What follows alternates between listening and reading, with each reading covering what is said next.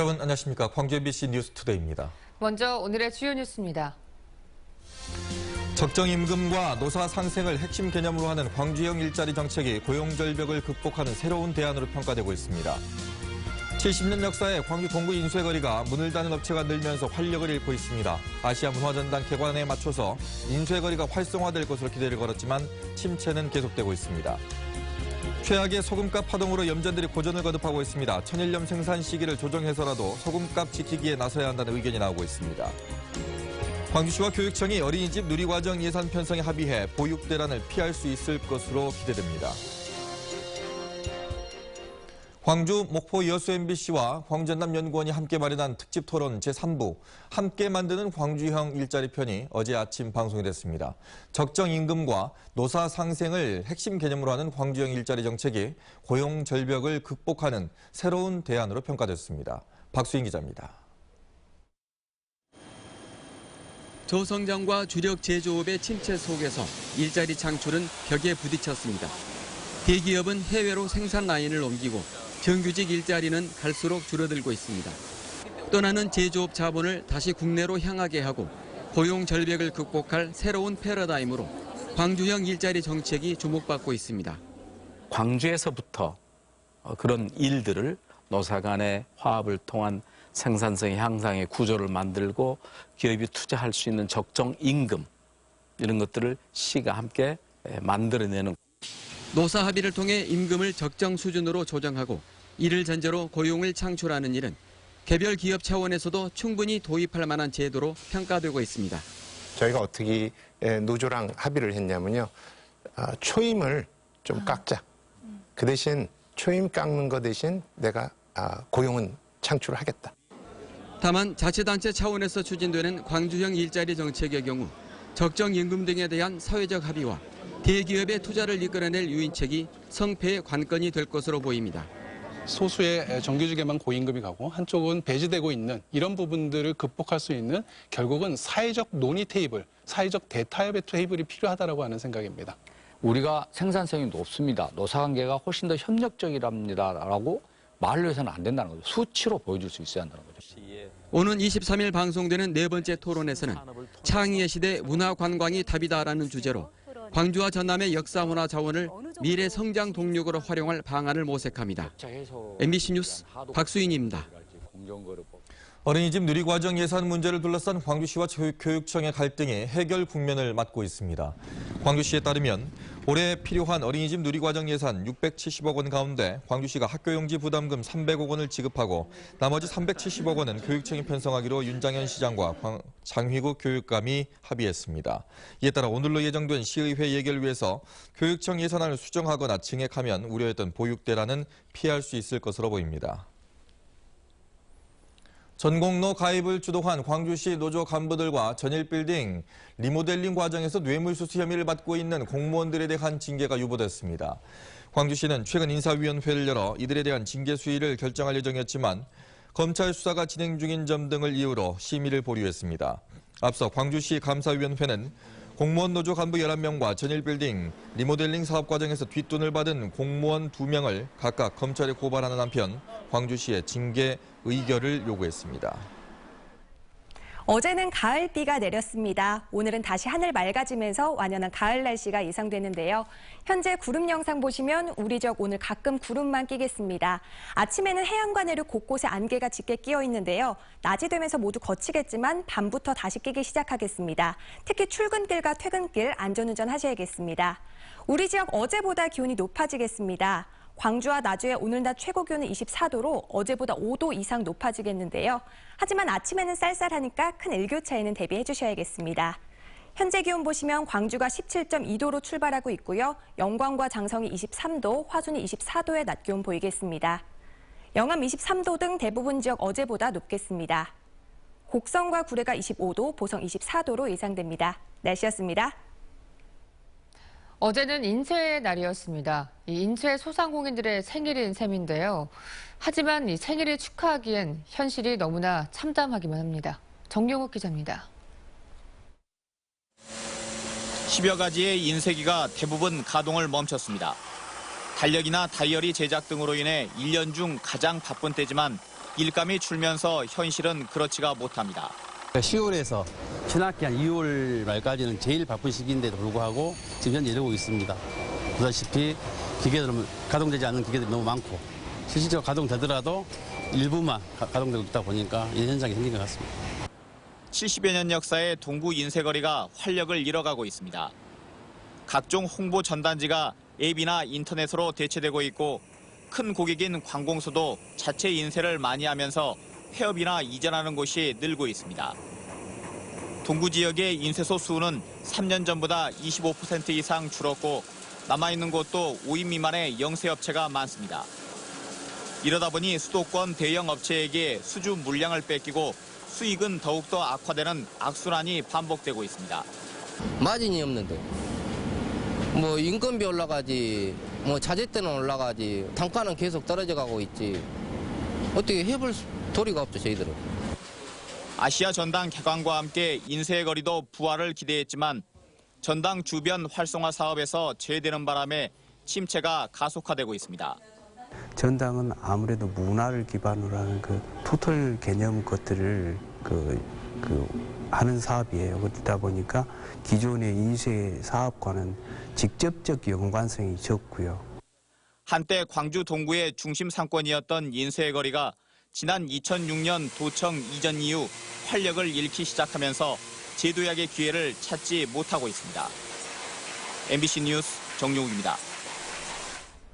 광주 전남 지역 중소기업들의 애로사항을 풀어줄 비즈니스 지원단이 활동에 들어갔습니다. 광주 전남지방 중소기업청에 따르면 변호사와 세무사, 노무사 등으로 구성된 비즈니스 지원단이 워크숍을 갖고 중소기업들의 애로사항 해결에 나섰습니다. 지원단은 창업과 법무, 세무, 회계, 마케팅 등 10개 분야의 무료 컨설팅을 실시하고 기업 현장을 찾아가 애로사항을 해결해주는 현장 클리닉을 운영할 예정입니다. 전라남도의 국산 목재 사용률이 25%에 불과한 것으로 나타났습니다. 더불어민주당 위성군 의원이 산림청으로부터 제출받은 자료에 따르면 지난해 전라남도가 지출한 목재 구입 비용은 모두 11억 9천여만 원이었으며 이 가운데 국산 구입 비용은 25%로 경기와 부산에 이어 세 번째로 낮았습니다. 위 의원은 국산 목재 판매 촉진을 위한 법 규정이 있지만 공공기관조차 이를 지키지 않고 있다고 지적했습니다. 김활성 처리제 보조금 사기 혐의로 어촌 계장과 업체 관계자 등 18명이 1심에서 무더기로 유죄 판결을 받았습니다. 4년 동안 무려 8억 원에 가까운 혈세가 편법을 통해서 줄줄 새나갔지만 지자체는 이 같은 사실을 알아채지 못했습니다. 문형철 기자입니다. 김 양식장에서 파래와 같은 이물질을 제거하는 데 사용하는 활성 처리제, 이른바 유기산입니다. 비용의 35%를 어민들이 부담하면 나머지 65%는 지자체가 지원합니다. 공지역 어촌계장 14명은 자부담금 4억 원을 업체에 줬다며 입금 확인증 등을 고흥군에 제출했고 이에 따라 고흥군도 업체 4곳에 보조금 7억 7천여만 원을 지급했습니다. 그런데 어촌계장들이 입금했던 돈은 모두 업체에서 건넨 것이었습니다. 양측이 공모해 자부담금을 대납하는 방법으로 보조금을 타낸 겁니다. 법원은 최근 사기 혐의 등으로 기소된 업체 대표와 전 어촌 계장 등 18명 모두에게 징역형과 집행유예를 선고하고 사회봉사 40시간을 명령했습니다. 재판부는 또 어민들이 구입한 유기산 일부를 방치하거나 처분했고 대신 사용이 금지된 무기산을 사용해온 것으로 판단했습니다. 어촌 계장들은 억울하다는 입장입니다. 어촌 기원들한테 부담을 안 가는 범위에서 하려다 보니까 이런 상황이 났는데 저희들이 뭐 알고 하는 것도 아니고 보조금을 저희들이 골라먹은 것도 아니고. 어민들과 업체의 공모는 지난 2010년부터 2014년까지 무려 4년 동안 이어져 왔습니다. 이번 사건과 관련해 재판부는 관리 감독을 철저하게 하지 못한 고흥군에도 일부 과실이 있다고 지적했습니다. MBC 뉴스 문형철입니다. 안전의 마지막 보루인 광전남 지역 소방서와 119 안전센터의 내진율이 지극히 낮은 것으로 나타났습니다. 더불어민주당 백재현 의원이 배포한 국정감사 자료에 따르면 광전남 지역 내진 대상 소방서 18곳 가운데 내진 설계가 된 소방서는 4곳으로 내진율이 22.2%에 불과했습니다. 전국 평균 내진율이 47%인 것과 비교해서 절반 수준에도 못 미치는 것으로 분석됐습니다. 광주 남지역 119 안전센터도 내진 대상 20곳 가운데 지진 대비를 마친 곳은 3곳으로 내진율이 15%에 불과했습니다. 광천남 광주지방법원 형사 12부는 축협의 동물성 내장지방 수십억 원어치를 빼돌린 혐의로 기소된 운반업자 54살 A씨에게 징역 7년을 선고했습니다. A씨는 지난 2008년부터 지난해까지 400차례에 걸쳐 소나 돼지를 도축하고 발생한 내장지방 16,000톤 62억 원어치를 빼돌려 사료 제조업체에 판매한 혐의로 기소됐습니다. 재판부는 범행이 오랜 기간 지속됐고 피해 회복 조치도 전혀 하지 않아 중형 선고가 불가피하다고 설명했습니다. LP 가스통 등을 실은 차량을 몰고 여수시청 건물로 돌진한 부부에 대해서 항소심에서도 집행유예가 선고됐습니다.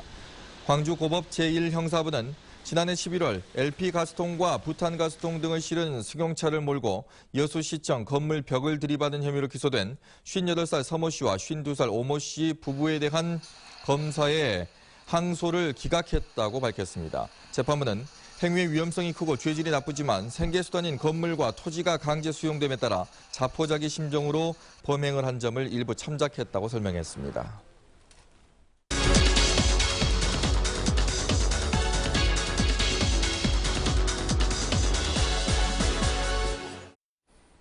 광주 지역 영화인들이 마련한 시민영화축제 광주 첩첩영화주간이 지난주부터 진행되고 있습니다. 네, 광주극장 영화제를 시작으로 다음 달까지 작지만 알찬 영화제가 잇따라 열릴 예정인데요.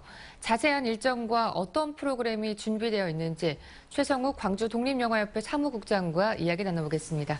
안녕하십니까? 안녕하십니까? 네, 광주 첩첩영화주간 어떤 행사인지 소개 부탁드립니다. 네, 광주 지역에는 작지만 아주 소중한 영화들, 또 의미 있는 영화들을 소개해온 작은 영화제들이 있습니다. 예를 들면 광주 독립영화제, 그다음에 광주 여성영화제, 그리고 개관 81주년을 맞은 광주극장 영화제, 그리고 올해 5회째인 스웨덴 영화제, 이런 영화제들인데요. 올 여름에 하반기에 전부 몰려있는 이 작은 영화제들을 올해는 같이 연대해서 치러보자. 작은 영화제이고 소규모 예산으로 진행이 되고 스태프들도 좀 겹치는 부분이 있기 때문에 이 영화제들을 함께 협력해서 치르다 보면 좀 좋은 시너지를 낼 수 있지 않겠느냐, 이런 의견들이 모아진 끝에 광주 첩첩영화주간 공동 행사가 마련된 겁니다. 네, 그동안 광주에서 열렸던 영화제를 그러니까 한데 모은 건데요. 각각의 영화제 소개 좀 부탁드릴게요. 네, 먼저 이제 지난주 금요일 날 개막한 광주극장 81주년 영화제입니다. 아주 오래된 영화의 고전들, 또 굉장히 수작으로 평가받았고 지금도 새로운 어떤 감동을 주는 그런 영화들이 이제 선보일 예정이고요. 다음 달 11월 6일부터 스웨덴 영화제, 스웨덴의 명작들을 만날 수가 있고요. 그리고 저희 광주 독립영화제, 그리고 11월 16일부터 광주 여성영화제, 이렇게 치러지게 됩니다. 순서대로요. 이렇게 묶어놓은 이유는 조금 전에 말씀하셨듯이 예산 때문인가요? 아니면 뭐 어떤 이유 때문인가요? 네, 영화제가 개별적으로 이제 순서대로 치러지는 것은 이제 이전과 같은데요. 저희가 그 예산과 인력이 적다 보니까 예전처럼 영화제를 치르되 뭔가 광주 지역의 영화 현실들을 같이 이야기해보는 그런 공동 행사들이 마련되어 있습니다. 예를 들면 어떤 그 공동 설문이라든지 또 지난주 목요일 저녁에 있었던 야외 상영회라든가 그리고 시민들이 참여하면서 또 동시에 광주 지역 영화인들을 한 자리에 모은 광주 영화인의 밤, 이런 행사들을 같이 마련하면서 좀 영화제가 풍성해졌다고 할까요? 그렇군요. 네.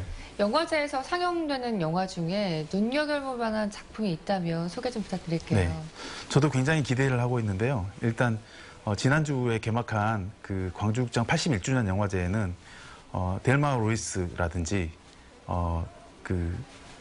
프랑스와 트루포 감독의 400번의 구타와 같은 영화사에서 굉장히 주목받았던 수작들이 상영이 되고요. 그리고 올 10월 말일 저녁에는 광주극장에서 특별히 프랑스 재즈 트리오의 공연도 광주극장 무대에 올라갈 예정이고요. 스웨덴 영화제에서는 말괄량의 삐삐라는 영화 문학 작품으로 유명한 스웨덴 작가의 일대기를 다룬 다큐멘터리가 상영되고요. 네. 그리고 저희 광주 독립영화제는 개막작으로 경상도 출신의 감독이 만든 더 배틀 오브 광주라는 굉장히 그 실험적이고 창의적인 작품이 상영되고요. 마지막으로 이제 광주 여성영화제에서는 지난해 광주 여성영화제 그 관객들이 공모한 시나리오를 실제 영화로 광주 지역 감독이 제작한 결혼 별곡이라는 작품이 서문을 보일 예정입니다. 네. 해마다 그 광주 국제영화제가 열렸었잖아요. 근데 내부 문제 때문에 이번에 열리지 않고 있는데 네네. 어떤 문제 때문인지 또 그리고 앞으로 또 열리려면 어떤 뭐 개선안이 좀 필요할 것 같은데 네. 영화인으로서 어떻게 보십니까? 올 여름에 특히 이제 그 광주 지역의 뜨거운 이슈였는데요. 광주 국제영화제가 실제 광주 지역의 어떤 정체성을 담보하지 못하는 그들만의 영화제로 전락했다는 비판을 이제 면키가 어려웠습니다. 이에 대해서 광주 지역의 영화인들이 같이 그 협력해서 이런 그 부실한 영화제에 끊임없이 시민의 혈세가 이제 투입되는 것은 문제가 있다는 지적을 하면서 네. 1인 시위랄지 여러 가지 행동을 벌여왔는데 결국은 지역에서 열리는 영화제가 국제영화제든 아니면 저희처럼 작은 영화제든지 간에 결국은 시대 정신과 시민들에게 선보여야 될 충분한 합당한 이유를 담고 있어야지 네.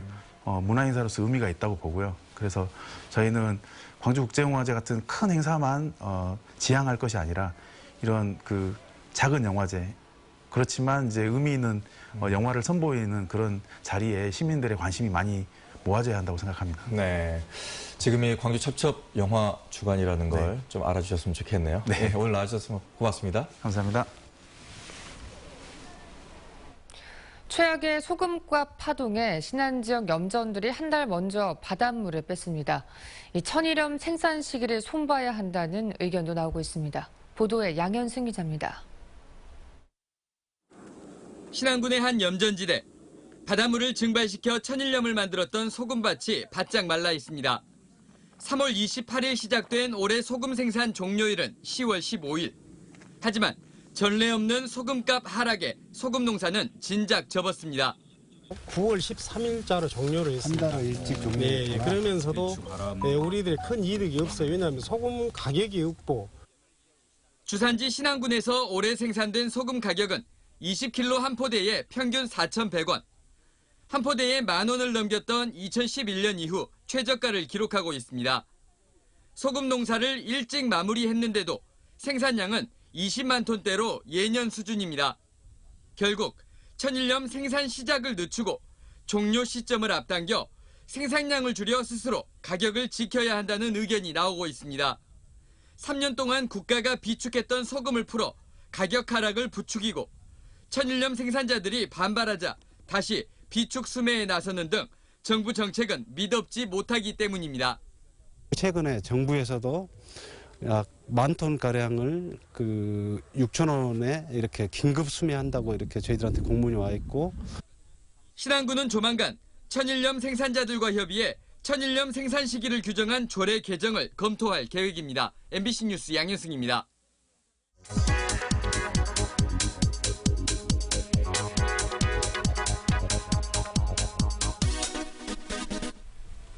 대중교통을 이용할 때, 영화를 관람할 때 청소년이라면 할인을 받죠. 하지만 할인 혜택을 받지 못하는 청소년들도 있다는 사실 알고 계십니까? 대다수의 청소년들은 학생증으로 자신의 신분을 나타내는데요. 학생증이 없는 학교 밖 청소년들은 신분을 밝힐 때 어려움을 겪고 있습니다. 그래서 청소년증이라는 게 도입이 되는데요. 만 9세에서 18세 이하라면 누구나 주민센터에서 발급을 받을 수가 있습니다. 하지만 실제로 청소년증을 발급받는 경우는 사실은 드물다고 합니다. 지난해 광주에서는 1940여 장의 청소년증이 발급이 됐습니다. 발급받는 청소년이 조금씩은 늘고 있지만 여전히 발급률은 전체 청소년의 1%도 미치지 못했습니다. 홍보가 부족한 탓에 청소년증이 있는지 모르기도 하고요. 그리고 혹시나 알더라도 학업을 중단한 사실이 알려질까 두려워서 발급을 꺼려하기 때문입니다. 청소년증은 학교 밖 청소년만을 위한 제도가 아니죠. 청소년이라면 받는 다양한 할인 혜택을 모두가 받을 수 있도록 적극적인 홍보와 문제점 개선이 필요해 보입니다. 카드뉴스였습니다. 전남 드래곤즈가 상위 스플릿 첫 경기에서 승점을 추가하며 AFC 챔피언스리그 진출의 발판을 마련했습니다. 전남은 어제 상주 시민운동장에서 열린 상주 상무와의 경기에서 후반 1분 만에 터진 유고비치의 결승 득점을 끝까지 지켜내 0대1로 승리했습니다. 이에 따라 전남은 4위 울산과 승점을 2점 차이로 좁히며 23일 열릴 제주전에 대한 기대감을 높였습니다. 전라남도가 앞으로 1년 동안 부정청탁과 금품 등 수수 금지에 관한 법률 시행에 따른 수산 분야 영향과 피해를 조사해 분석합니다.